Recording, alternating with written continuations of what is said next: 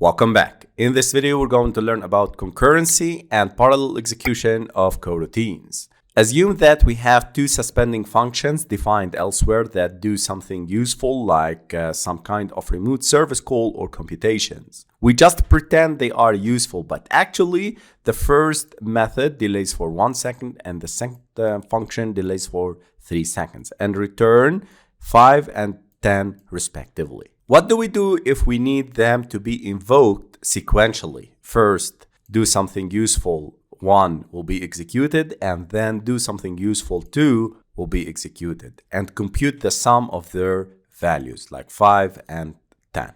In practice, we do this if we use the result of the first function to make a decision on whether we need to invoke the second one or to decide on how to invoke it. We use a normal sequential invocation because the code in the coroutines, just like in the regular code, is sequential by default. The following example here will demonstrate it by measuring the total time it takes to execute both suspending functions. For example, when the user clicks on the count button, I need to execute both functions, val time, or I will start with the coroutine scoop in order to execute these functions. I'll use the dispatchers.io.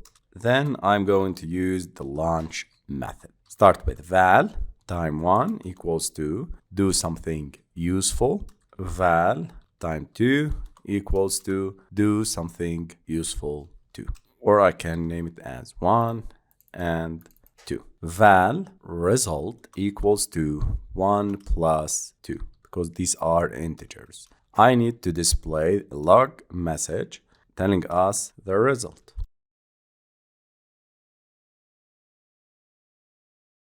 Before we test our application, we're going to add some messages in the logcat indicating the starting and the finishing points of the coroutine 1 and coroutine 2. So here I added coroutine 1 starting point and starting coroutine 2, and here I added the coroutine 2 finished and coroutine 1 finished. Let's run again our application. Open the logcat, search for taggy, and click on count button. You can see after 1 second starting coroutine 1 and coroutine 1 finished. After 3 seconds we can see that starting coroutine 2 and coroutine 2 finished, and the result is 15. So everything is working fine. If we notice here in the timing, we can see that the coroutine 1 finished at 01. After 3 seconds, we can see that coroutine 2 is started and finished, following the sequential and the concurrent execution of the coroutines. These coroutines are not executed in the parallel mode. They are concurrent. They are sequentially. We executed the first coroutine. After 3 seconds, we executed the second coroutine because we used the delay 3 seconds. Okay? In the next video, we're going to learn about the parallel execution of coroutines.